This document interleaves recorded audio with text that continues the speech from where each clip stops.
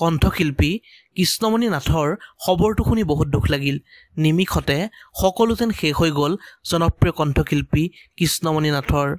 অসমৰ জনপ্ৰিয় কণ্ঠশিল্পী কৃষ্ণমণি নাথৰ আহিছে এটা অতিকৈ দুখৰ খবৰ।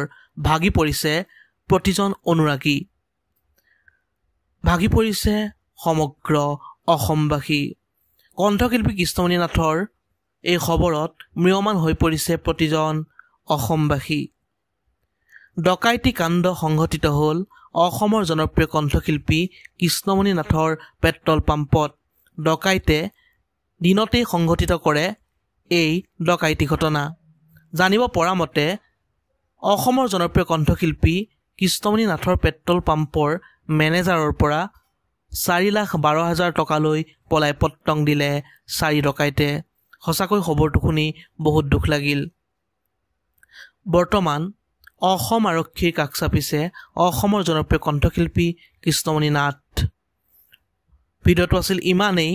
অন্য এটা নতুন ভিডিঅ' লগ পোৱাৰ প্ৰতিশ্ৰুতিৰে আজিলৈ বিদায় মাগিছোঁ। ধন্যবাদ। জয় আই অসম।